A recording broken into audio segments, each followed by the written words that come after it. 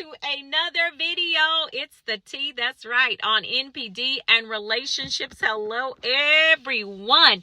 To all of my new subscribers and new family members, hello, hi, welcome. And to my tribe and family at large, welcome back. Thank you all so much for coming back and watching another video.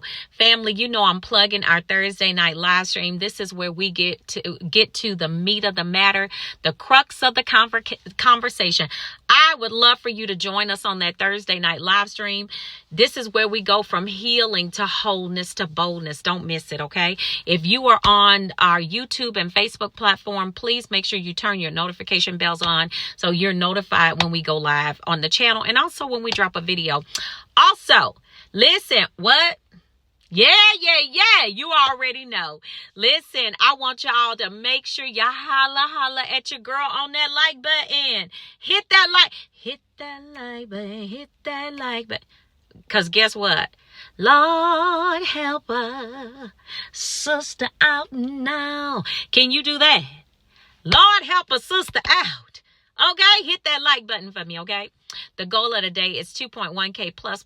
Some of y'all, you know, some of the haters on this, you know, in the community, the YouTube community, they see that part. It's like, oh, I just hate her right now.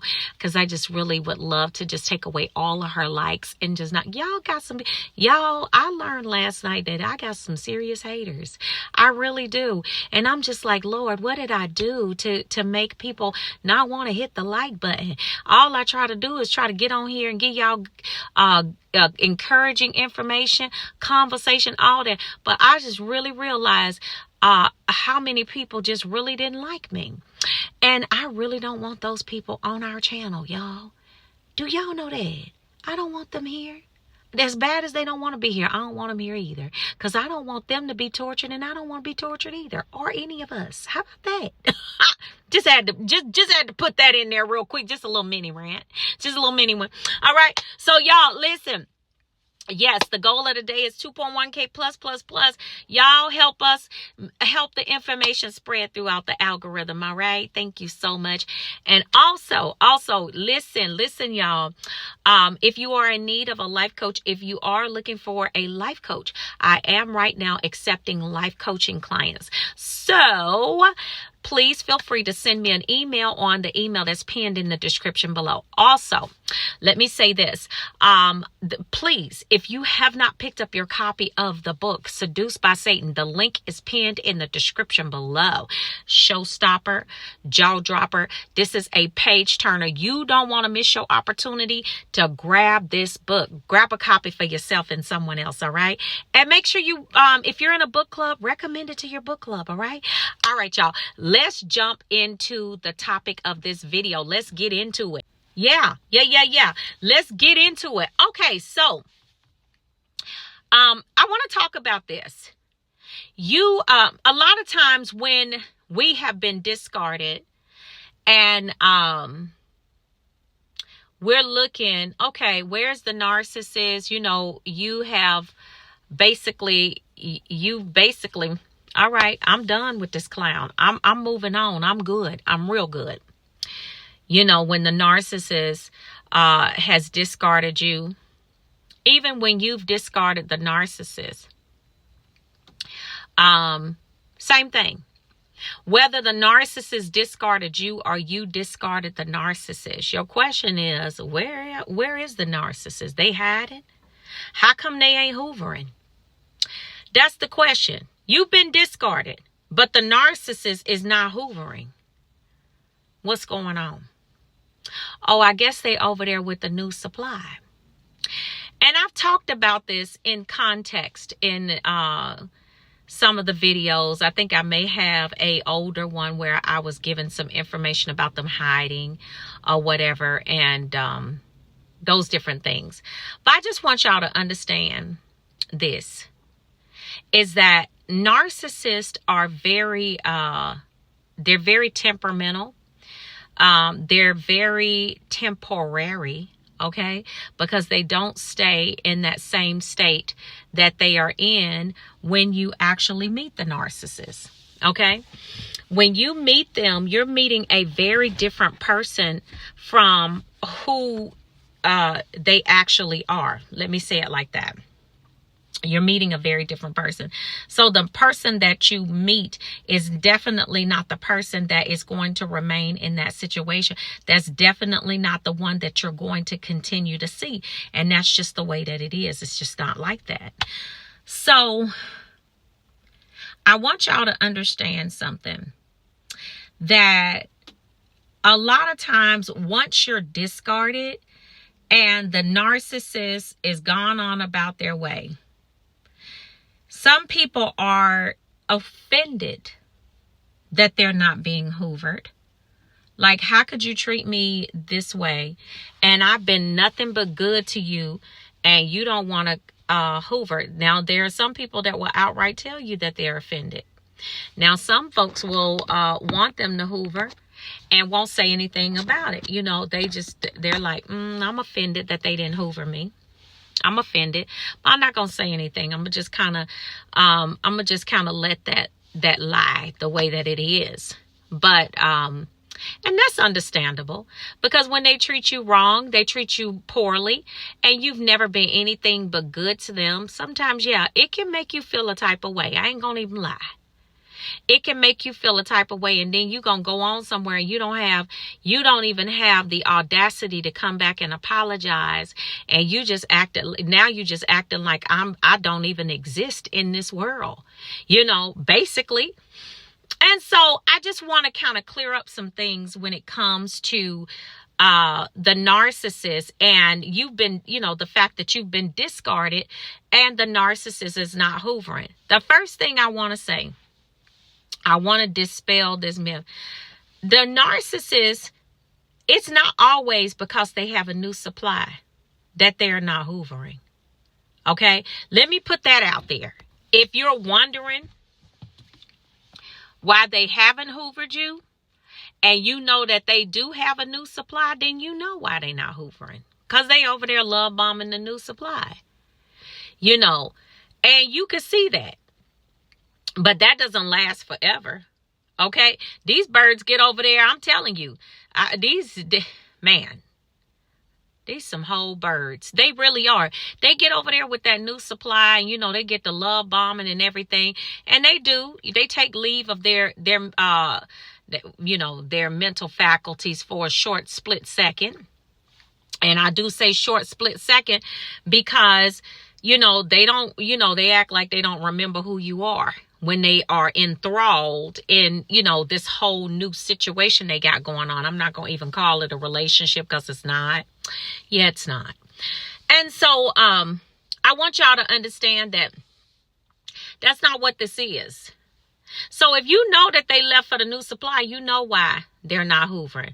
But there are these times where y'all don't see a new supply, you can't visibly see them, but you're just like, okay, well, the narcissist left the new supply now. Now, I still haven't heard from the narcissist.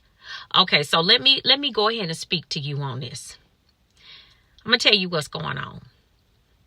If the narcissist is not hoovering you, have you ever thought about the fact that they just don't have what it takes to they don't have what it takes to be able to put together a solid hoover for you? Period. Have you ever thought about that? Because you gotta understand that you're dealing with somebody that honestly don't have the ability to go the distance, and they definitely could not go deep with you in the relationship. Everything was surface. Everything was surface. And matter of fact, you even told them that. Why do I feel like this relationship is so superficial? Y'all remember telling them that? I'm just asking.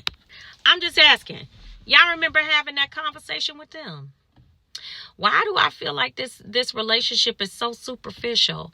You know, we talk about things, but it just feels real superficial. I feel like we're not really going deep.